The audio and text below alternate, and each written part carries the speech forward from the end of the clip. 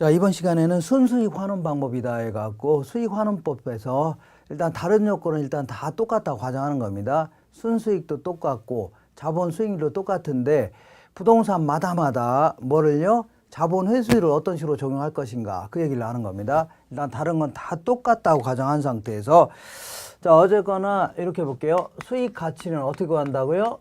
수익 가치는 이렇게 순수익을 한 해에 예상되는 순수익을 환원율로 나눈 거죠. 환원율로 나눈 건데 이 환원율은 어떻게 구성되어 있다고요? 환원율은 토지 같은 경우는 자본 수익률로 구성되어 있죠. 자본 수익률. 그 다음에 건물 같은 경우는 여기다가 자본도 회수해야 된다고 했잖아요. 자본 회수를 더해서 결정합니다. 이때 자, 이 기본적인 논리부터 출발을 다시 해볼게요. 여기 뭐가 있냐면 이거는 이제 이거는 토지라고 쳐볼게요. 토지. 그리고 요거는 뭐가 있냐면 건물이 있다고 쳐볼게요. 건물. 자, 토지 같은 경우를 우리는 비상각자산이다 이렇게 합니다. 상각이라는 표현 자체는 회계에서 나온 용어인데 회계에서 이제 그 건물 같은 게 일정 기간 쓰다 보면 이제 없애버려야 될 거 아닙니까? 철거. 그러니까 매기 감액을 시켜주는 거를 상각한다. 회계상 용어인데 이거를 어디에 들어온 거예요? 감정평가에도 이거 집어넣는 겁니다. 그러니까 어쨌거나 토지 같은 경우는 아무리 사용하더라도 없어진 거 아니죠? 그러니까 비상각자산이다 해줍니다. 근데 건물 같은 경우는 언젠가는 철거시켜야 되죠? 그러니까 매기 감액을 시켜야 된다는 얘기입니다. 이걸요 상각자산이다 해줍니다. 상각자산. 그러면 토지 같은 경우는 전부 다 순수익은 똑같다고 가정하는 겁니다. 얘도 똑같이 순수익은 얼마요? 1,000만 원. 똑같은데 토지 같은 경우는 자, 자본 수익률인 지금 뭐 하는 거냐면 일단은 모든 부동산은 다 뭐는 같다고요? 순수익도 똑같고 자본 수익도 똑같다고 가정하는 겁니다. 그래서 부동산마다마다 자본 회수를 어떤 식으로 적용할 것인가 여기에 초점을 맞추는 겁니다. 그러니까 자본 수익률은 다 똑같다고 가정하죠. 자본 수익률이 몇 %라고요? 10% 똑같다고 가정해보자. 얘도 뭐라고요? 10% 똑같다. 근데 토지는 자본을 회수할 필요가 있어요? 없어요? 없죠. 그냥 놔두면 될 거 아닙니까? 그냥 계산하면 되는데 얘 같은 거 볼게요. 얘는 여기다가 건물 같은 거는 언젠간 철거시켜야 될 거 아닙니까? 그래서 예를 들어 매년 내용연수가 20년이라면 20분의 1 해주는 5%를 더해서 할인율에 반영을 시키라는 얘기도. 그래서 할인율에 더 추가로 반영시키라 그 얘기입니다. 그래서 이렇게 해서 계산하면 얘는 1억이 되지만 얘는 얼마라고요? 당연히 나눈 금액이 커지니까 가치가 떨어질 수밖에 없죠. 계산하면 그 6,667만 원 이렇게 나올 겁니다. 6,667만 원. 요거는 제가 이해를 돕기 위해서 이렇게 만들어 본 겁니다. 이해를 돕기 위해서 만들어 봤으니까 정확한 수치는 아닙니다. 자, 그러면 우리 이제 이렇게 계산한 게 이제 토지의 수익 가치고 얘는요 건물의 수익 가치인데 토지 같은 걸 환원시키는 방법을 뭐라 하냐면 직접법이다 이렇게 표현합니다. 이제 여기서 말한 직접법. 그리고 건물 같은 걸 뭐라고 하냐면 직선법이다 해줍니다. 직선법. 이렇게. 그래서 이 토지 같은 경우는 자본을 회수할 필요가 있다고 없다고요? 자본을 회수하는 건 아니죠. 예. 근데 얘 같은 경우는 언젠가는 철거해야 되기 때문에 매기 감가액만큼 감가율만큼을 할인율에 더 반영해서 자본을 회수하자 그런 얘기입니다. 자본을 회수를 해야 되겠네요. 근데 요거는 자본을 회수해서 해당 부동산에 그대로 재투자하는 건 아닙니다. 해당 건물에 재투자하는 건 아니고 나중에 새로운 건물이죠. 새로운 건물에 재투자한다는 가정이 있는 겁니다. 그 건물은 철거해서 없어질 거 아닙니까? 그러니까 새로운 건물에 투자하자 그런 얘기지 해당 부동산에 재투자하자 그런 논리는 아닙니다. 이렇게 아시면 됩니다. 자, 이번엔 요걸 보겠습니다. 이거 뭐가 있냐면 얘는 어장이 있고 얘는 광산이 있다고 쳐볼게요. 그래서 어장이라든가 광산. 어장 같은 경우에는 각종 이제 뭐가 있냐면 어장이나 광산도 밑에 물 밑에 땅이 있고 광산도 땅이 있다고 쳐볼게요. 이런 것들은 비상각자산이죠. 얘도 뭐라고요?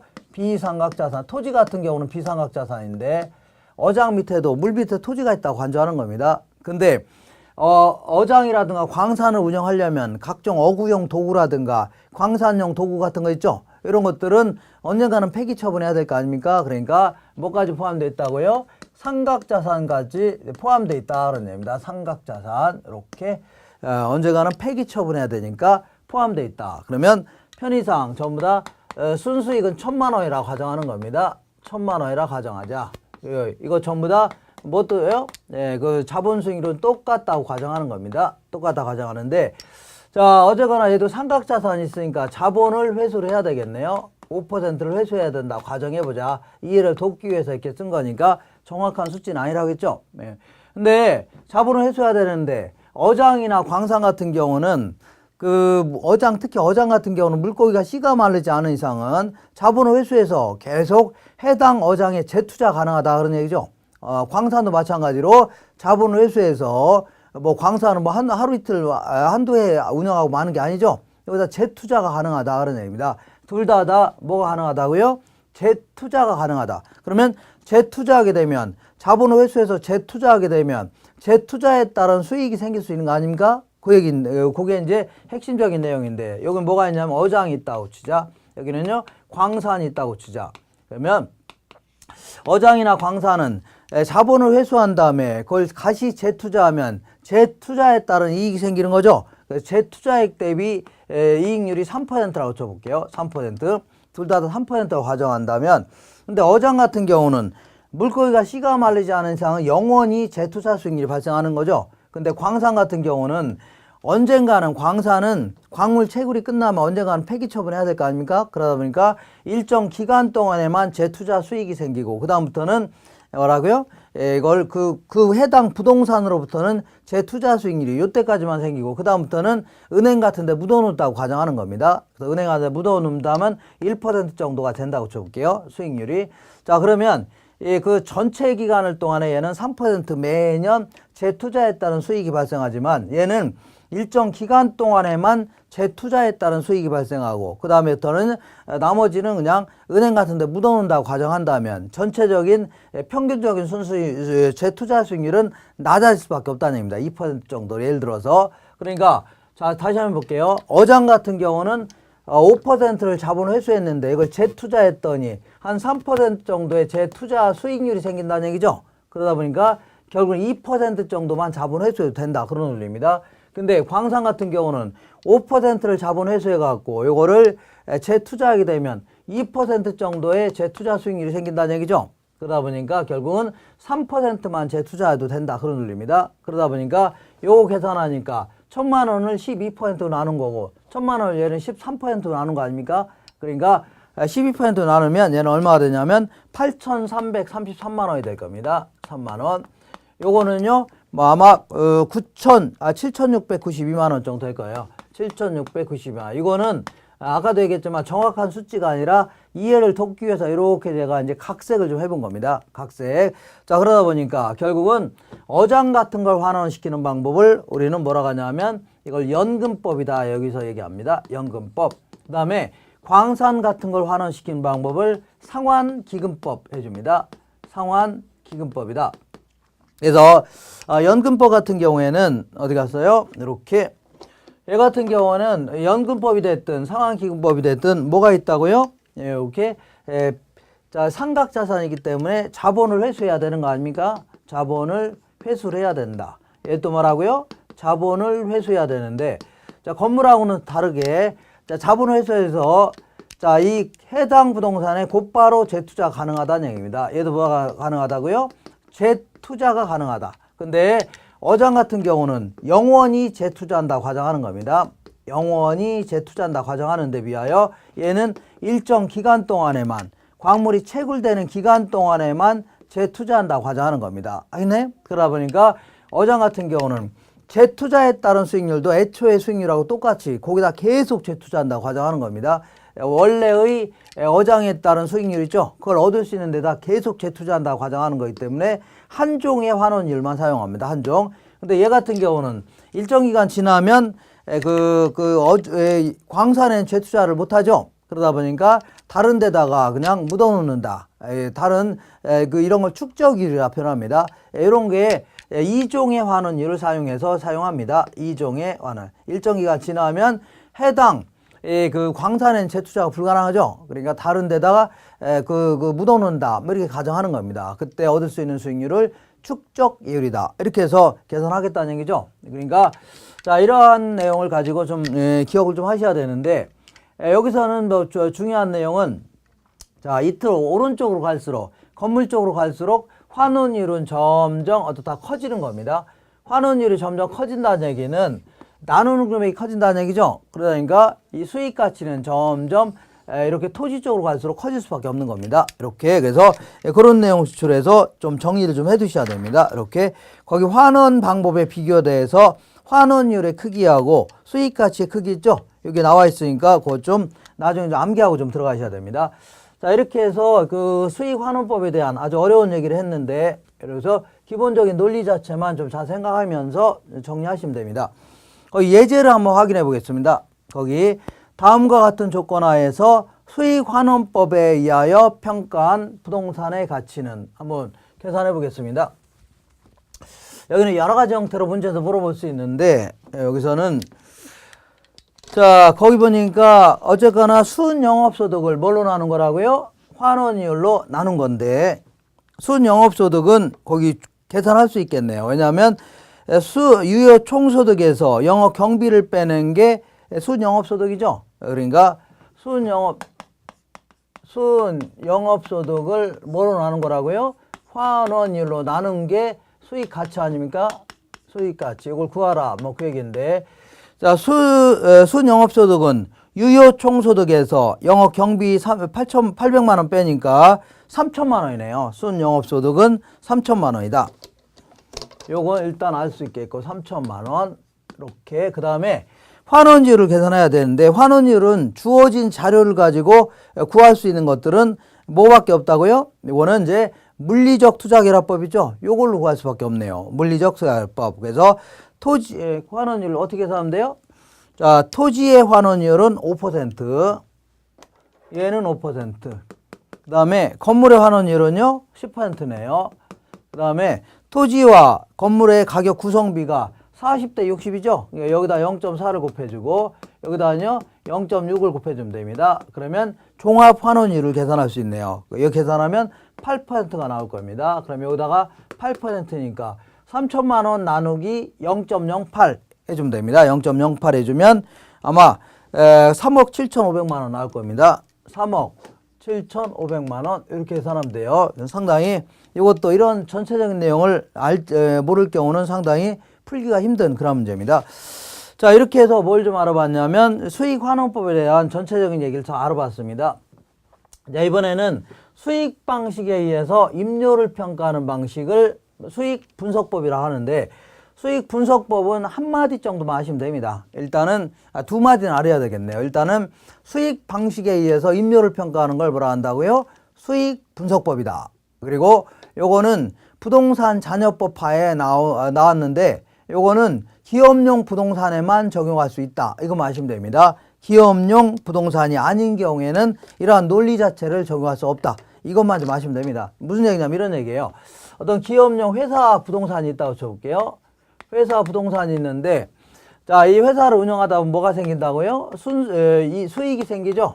수익이 생기면 요거를 수익 창출에 공헌한 그 생산 요소한테 나눠줘야 되죠? 그러니까 노동자들한테는 임금의 형태로, 그 다음에 자본을 투입한 자들한테는 이자라든가 배당 이런 거 줘야 되고, 경영자한테는 이익을 많이 냈으면 이익의 일부를 좀 나눠줘야 될 거 아닙니까?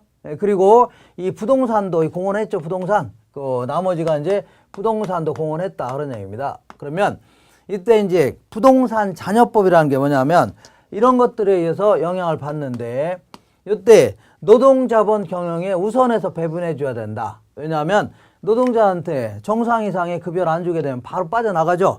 자본도 마찬가지로 이자 같은 거 배당 같은 거 안 해주면 바로 빠져나가려고 할 겁니다. 그리고 경영자들도 스카우트 당할 거 아닙니까? 다만 부동산은 일단 꼼짝 못하는 거죠. 그러니까 그 지역에 그대로 있으면서 수요 공급에 따라 결정되는 거니까 결정되는 거기 때문에 얘들한테 우선해서 배분해주고 남는 게 있다면 뭐라고요? 부동산에 배분해줘야 된다. 그런 논리를 부동산 잔여법이다 이렇게 표현합니다. 부동산 잔여법. 자, 그렇다 치면 만약에 이 회사가 회사를 운영하지 않고 그냥 임대사업을 한다고 쳐볼게요. 이 부동산을 그대로 임대한다고 치면, 자, 적정한 수익 임료를 어떻게 구할 거냐 그런 얘기인데, 그러면 수익 임료 어떻게 구하면 돼요? 부동산 잔여법하에 나오는 임료 있죠? 이거를 거기 나오는 뭐라 할까요? 여기 그 다음 페이지 있나요? 거기 순임료라고 되어 있네요. 순임료.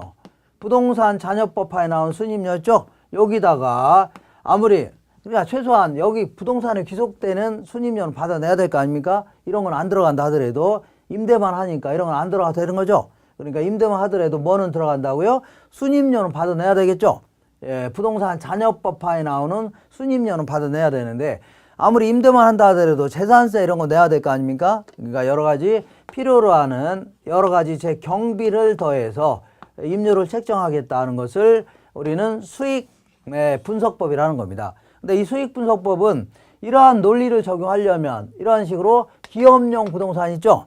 회사 이렇게 운영하는 기업용 부동산에 아니라면 이런 논리를 적용할 수가 없는 겁니다. 그러니까 여기서는 기업용 부동산의 경우에만 이런 논리를 적용할 수 있다. 그 단점 중에 하나만 좀 체크하세요. 기업용 부동산이 아닌 경우에는 적용할 수 없다. 이 정도만 물어볼 수 있습니다. 자, 이렇게 해서 감정평가 3방식은 모조리 마쳤고 이번에는 부수적으로 부동산 가격 공시제도 이거 좀 알아보겠습니다. 부동산 가격 공시. 우리나라에서는 토지하고 주택에 대해서는 가격을 평가한 다음에 그 평가된 가격을 기초로 해서 조세를 부과하거나 아니면은 여러 보상금을 책정하거나 기타 다양한 목적으로 써먹겠다라는 얘기입니다. 이거를 가격 공시제도 이렇게 얘기합니다. 가격 공시제도. 자, 그러면 아주 기본적인 논리 토지부터 좀 알아보겠습니다. 토지부터 기본적인 논리는 이겁니다. 자, 어떤 토지가 있다. 여기가 토지가 있다면 자, 토지 어떤 지역에 이제 토지가 있을 겁니다. 어떤 시군구가 있다면 수많은 필지로 구성되어 있을 겁니다. 필지로 구성되어 있는데 그 중에서 가장 대표성을 지니고 있는 땅, 그러니까 가격이라든가 용도라든가 여러 가지 이용 상황 이런 것들이 가장 평균적인 이용, 표준이 되는 이용이라는 얘기죠. 이런 땅을 끄집어낸 다음에 이걸 우리는 지금부터 표준지라고 한번 해볼게요. 표준지. 그래서 표준지에 대해서 공시지가를 구하겠다. 공시지가를 구하겠다. 이거 누가 구하는 거냐면 국토교통부 장관이 정하는 겁니다. 줄여서 그냥 국토부 장관이라고 쳐볼게요. 국토부 장관.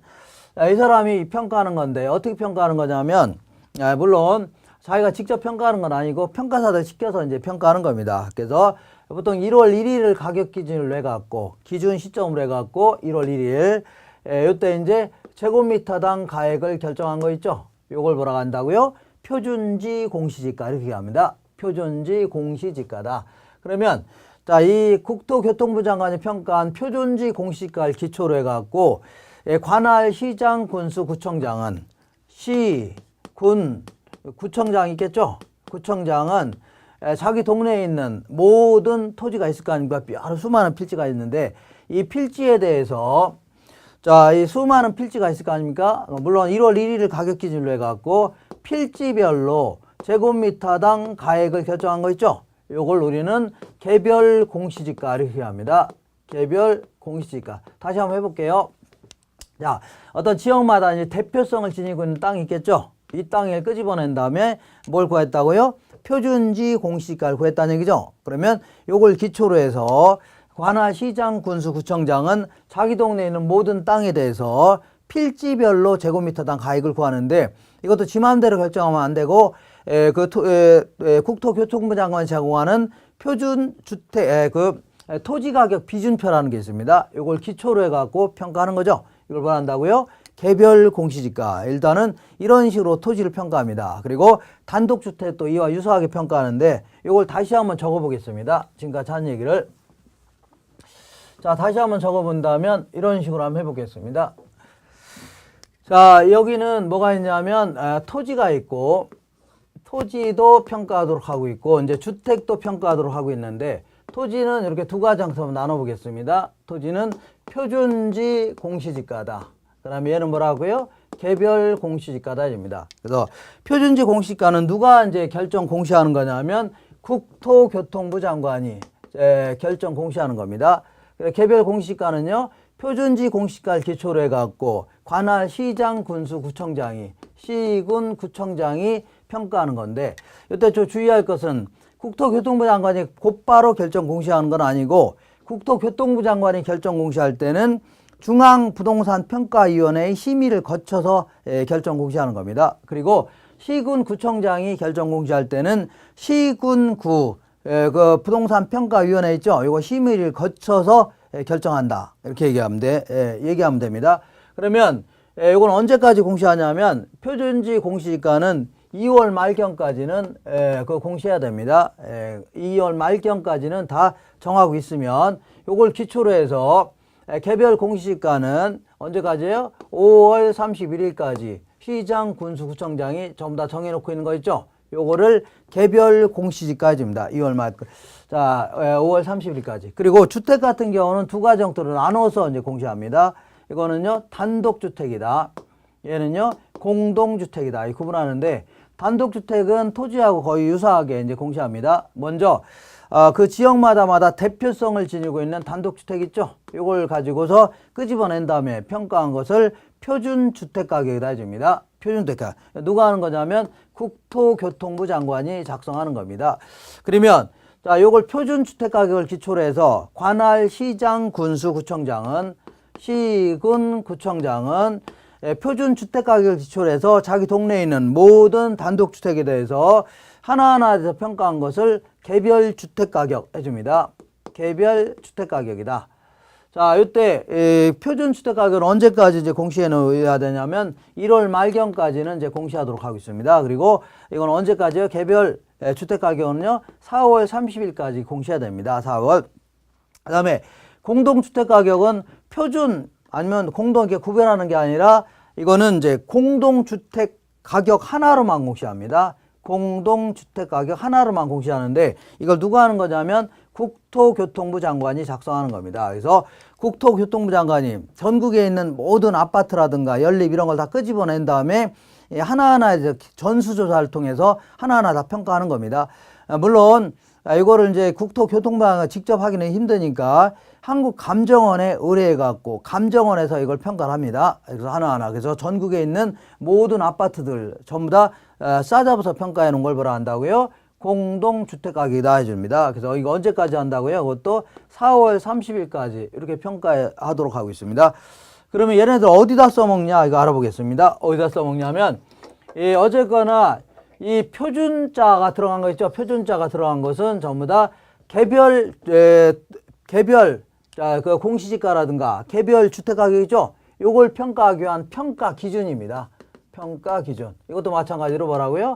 평가 기준으로 삼겠다는 얘기입니다. 평가 기준. 그리고 나머지 개별 공시지가라든가 개별 주택가격, 공동주택가격 이걸 전부 다 뭐 하려고 하냐면 조세를 부과하려고 하는 겁니다. 뭘 부과한다고요? 조세를 부과하려는 목적이 이런 걸 작성하는 겁니다. 그리고 보통 이제 보상금 산정할 때 수용 같은 거 할 때 보상금 산정할 때도 표준자가 들어간 거 있죠? 요걸 기초로 해서 보상해 줍니다. 그러니까 보상금의 산정 기준도 뭐라고요? 표준지 공시지가, 표준주택가격입니다. 보상금 산정 기준. 그리고 개별 공시지가 같은 경우는 개발 부담금 같은 거 부과시킬 때 부담금 같은 걸 부과시킬 때도 개별 공시지가를 써먹고 있다. 이런 얘기죠. 그래서 개발 부담금. 이런 얘기 좀 정리해 두시기 바라겠습니다. 그래서 이제 간혹 잘 물어보니까 요거 잘 정리해 두시고 그 다음에 자 여기 추가적으로 좀 정리해 둘 게 있는데 만약에 어떤 이 표준지 공시지가 됐든 개별 공시지가 됐든 표준주택가격이 됐든 어쨌거나 이의가 있는 경우 있잖아요. 이의가 있는 경우는 자 공시일로부터 이의가 있다. 여기다 공시를 했는데 이의가 있는 경우는 30일 이내에 뭐라 했다고요? 이의 신청이 가능합니다. 이의 신청이 가능한데 여기서 주의할 것은 누구한테 이의 신청하냐 그런 얘기인데 이거는 결정 공시한 자한테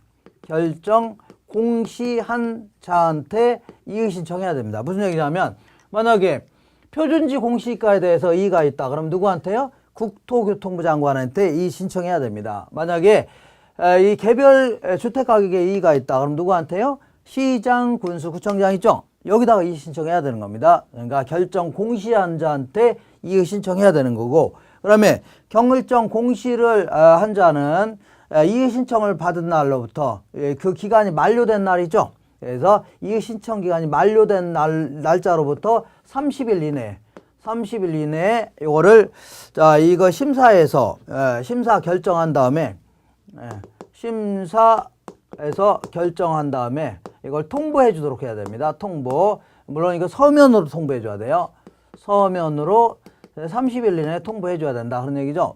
이런 얘기. 어떤 경우든 30일 기억하셔야 됩니다. 그리고 가장 중요한 것은 결정 공시한자한테 이의 신청한다. 이거 정확히 좀 기억하셔야 됩니다. 결정 공시한자한테 이의 신청한다. 정리하시고, 자 이번에는 뭘 좀 알아볼 거냐면 그 문제를 한번 풀어보겠습니다. 문제 확인 예제가 하나 있는데 한번 풀어보겠습니다. 19회 때 나온 문제인데 부동산 가격 공시 및 감정평가에 관한 법률에 따라 정부는 부동산 가격을 매년 공시하고 있다. 다음 중 옳은 것은 일반적인 토지거래의 지표다. 일반적인 토지거래 지표라는 게 기준이 된다는 얘기입니다. 기준이 되는 것은 표준지가 나와야 됩니다. 표준. 그래서 지표가 되며 국가, 지방자치 등의 기관이 그 업무와 관련하여 지가를 산정하는 경우에 적용하는 경우 국가라든가 국가, 지방자치단체 등이 이런 업무와 관련돼서 지가를 산정하는 경우에 기본으로 삼는 게 뭐라고요? 시가 표준액이 아니라 표준지 공시지가에 대한 설명입니다. 표준지 공시가. 2번 보시면 개별 주택 및 공동주택의 가격은 주택시장이 가격 정보를 제공하고 국가 지자체장 등의 기관이 과세 등의 업무와 관련하여 주택가격을 산정하는 경우에 기준으로 활용될 수 있다. 그러니까 개별 주택이라든가 어디 갔어요? 공동주택 이거는 주로 어디다 써먹는다고요? 조세 등을 부과하기 위해서 기준으로 삼는 겁니다. 그래서 2번이 맞네요.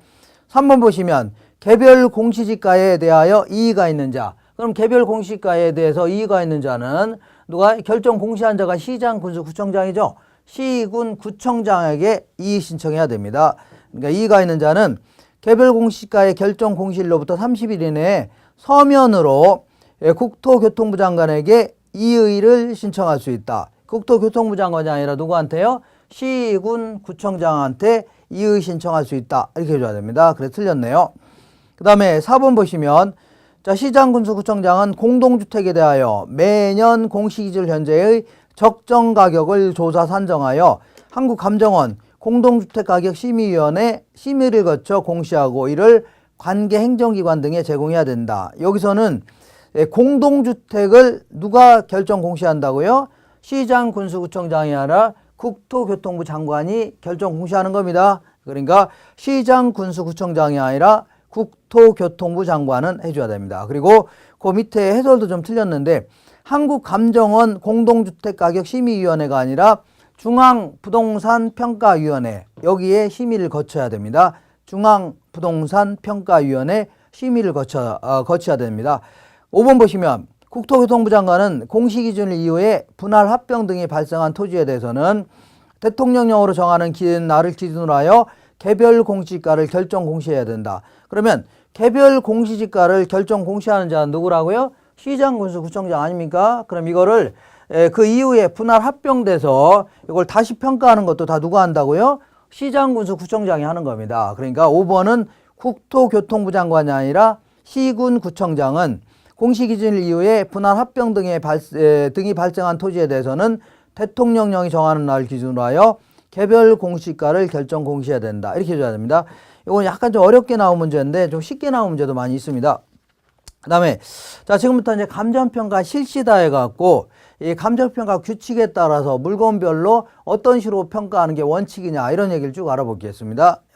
알아보는데 일단 기준 시점은 뭐예요? 기준 시점은 자, 이 부동산 가치는 계속 변동될 수 있는 거죠. 변동될 수 있기 때문에 특정 시점을 딱 명시한 다음에 요 날짜의 가치가 얼마냐 이렇게 평가해야 됩니다. 이거를 기준 시점이라 이렇게 합니다. 기준 시점은 우리 감정평가 규칙에 따르면 가격조사가 완료된 날짜 반드시 기억하셔야 됩니다. 가격조사 완료일 요 날짜가 기준 시점이다. 자주 물어보니까 자 다만 그 기준 시점이 그 기준 시점과 관련해서 기준 시점을 미리 정하였다. 예를 들어 소급평가 같은 경우 이런 것들은 미리 정할 수밖에 없는 거죠. 그러니까 미리 정하였을 경우는 그 날짜에 가격조사가 가능해야 됩니다. 그 날짜에. 그런 경우에 기준 시점을 할 수 있다 그런 얘기입니다.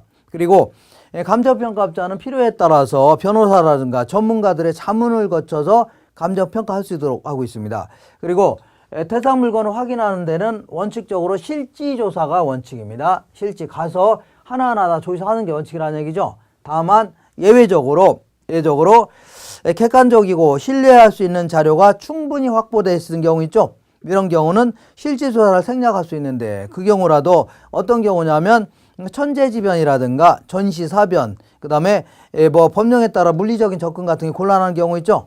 이런 경우에는 실지조사를 생략할 수 있다는 얘기입니다. 그리고 또한 유가증권의 경우 있죠. 유가증권 이런 것들은 뭐 실지조사하는 건 아니죠. 그러니까 실지조사가 불가능하거나 불필요한 경우도 있을 겁니다. 이럴 경우는 굳이 거기 가서 직접 조사하고 이런 거는 아니어도 된다 그런 얘기입니다.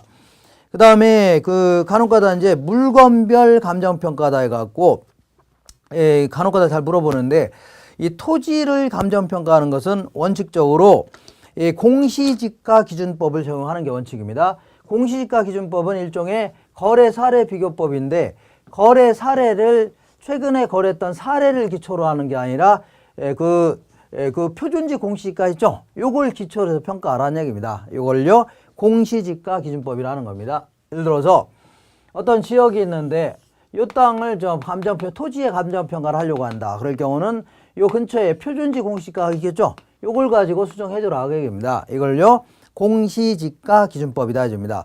그 다음에 그렇게만 기억하시고 건물의 감정평가, 건물은 원칙적으로 원가법을 적용하는 게 원칙입니다. 원가법. 그래서 건물만의 가치를 평가할 때는 원가법을 적용하는 게 원칙이다. 이거 알고 계시고 그 다음에 이번에는 토지와 건물의 일괄 감정평가, 복합부동산이라는 얘기죠.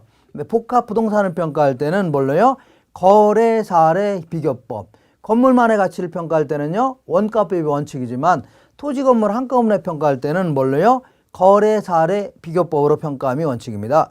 그리고 산림을 감정평가할 때는 산지와 산에 있는 땅 있죠. 그리고 산림,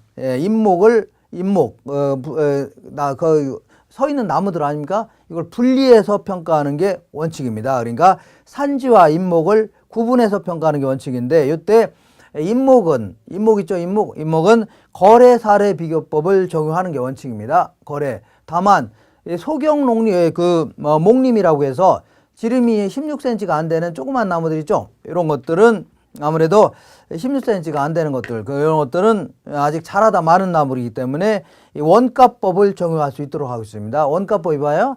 그 나무 심는 데 들어간 비용이라든가 이걸 감안해서 결정할 수 있다 그런 얘기입니다. 그 다음에 과수원을 평가할 때는 원칙적으로 거래사례 비교법으로 평가함이 원칙입니다. 거래사례 비교법. 그 다음에 공장재단, 광업재단. 공장재단, 광업재단은 공장재단이 뭐예요? 공장을 구성하기는 모든 유체, 무체 상권 있죠? 이걸 싸잡아서 공장재단 이렇게 표현합니다. 그래서 어쨌거나 공장재단, 광업재단 이런 거 나오면 수익환원법을 적용하는 게 원칙이다. 수익환원법. 이렇게 좀 기억하시고 그 다음에 자동차라든가 선박, 항공기 이런 것들 있죠. 건설기계. 근데 자동차 같은 경우가 있고 그 다음에 선박, 항공기, 건설기계 이런 게 있는데 어쨌거나 자동차 같은 경우에는 우리 뭐가 있냐면 그 중고차 시장이 굉장히 발달돼 있죠. 그러다 보니까 어떤 거래 사례 비교법 요걸 적용하는 게 가장 합당합니다. 근데 뭐 항공기를 뭐 중고차 시장 같은 게 뭐 거의 있을 수도 있지만 거의 뭐 찾아보기 좀 힘들 겁니다. 그러니까 이런 것들은 전부 다 원가법을 적용하는 게 원칙입니다. 그러니까 자동차 같은 경우는 거래 사례 비교법이고 나머지는 다 뭘로 하라고요? 그 원가법을 적용하는 게 원칙이다. 이렇게 기억하시고 그다음에 이런 것들이 효용가치가 없다. 효용가치가 없다는 얘기는 폐기 처분해야 된다는 얘기죠. 그러면 그 고물 가격 있죠. 고물 가격 이거를 해체 처분 가격으로 평가할 수 있다는 얘기입니다. 효용가치가 전혀 없는 경우는 고물 가격, 쇳덩어리 가격으로 평가할 수 있다. 그런 얘기입니다. 그 다음에 동산을 평가할 때는 거래 사례 비교법으로 평가하면 원칙입니다. 동산. 그리고 임대료 같은 경우는 임대 사례 비교법을 적용하는 게 원칙입니다. 다만 임대 사례 비교법에 따라 평가하기가 곤란한 경우 있죠. 이런 경우는 어쩔 수 없이 적산법이라든가 수익환원법 있죠.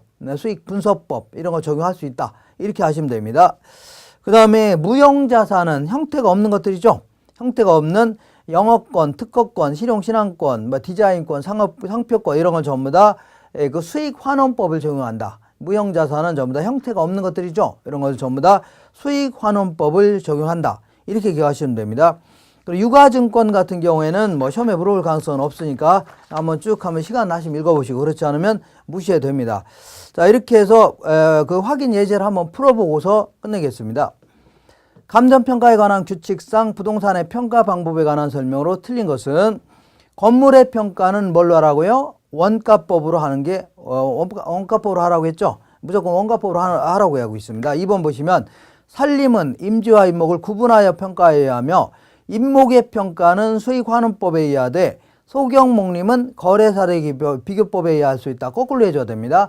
임목의 평가는 거래사례 비교법에 의하되 소경목림은요 원가법에 의할 수 있다 해줘야 됩니다. 원가법. 그 나무 심는 데 들어간 돈이죠. 요렇게 해줘야 됩니다. 그러니까 요게 틀렸네요. 자, 3번 보시면 영업권, 특허권, 실용신앙권 이건 전부 다 뭐라 한다고요? 무형자산이죠. 형태가 없는 자산 이런 것들은 수익환원법으로 적용해야 됩니다. 그 다음에 과수원을 평가할 때는 거래사례 비교법 맞습니다. 그 다음에 임료를 평가할 때는요 임대사례 비교법. 다만 이렇게 임대사례 비교법을 적용하기가 곤란할 경우에는 적산법이라든가 수익환원법을 적용할 수 있다. 이렇게 맞습니다. 자, 이렇게 해서 기본 강좌는 모조리 끝냈는데 항상 그 아주 어려운 문제를 자꾸 접근하려면 오히려 역효과가 나타날 수 있습니다. 그러니까 가능하면 쉬운 문제, 평이한 문제, 중급 난이도 정도 볼 때 요런 거 위주로 그 공부를 하시면 됩니다. 그리고 가능하면 기출문제 같은 거 많이 풀어보시고 지나치게 어려운 계산 문제는 빼고 나머지만 계속 반복해서 이제 풀어본다면 기본적으로 물어본 내용을 계속 또 물어봅니다. 그래서 설사 이해가 안 간다 하더라도 그 지문을 계속 익히시면 거기서 비스무리하게 계속 나옵니다. 그러니까 얼마든지 정확히 계산 그 문제를 못 푼다 하더라도 이게 어렵지 않게 쉽게 이제 합격할 수도 있으니까 계속 기출 문제를 반복해서 공부하는 게 가장 합리적이다. 이렇게 이제 조언을 드리고 싶습니다. 자, 그래서 저랑 같이 여태까지 공부했는데 저랑 같이 공부하신 분들은 한 분도 빠짐없이 전원이 합격하시기를 기원해드리겠습니다. 지금까지 모든 강좌를 기본 강좌를 끝내도록 하겠습니다. 고생하셨습니다. 이상입니다.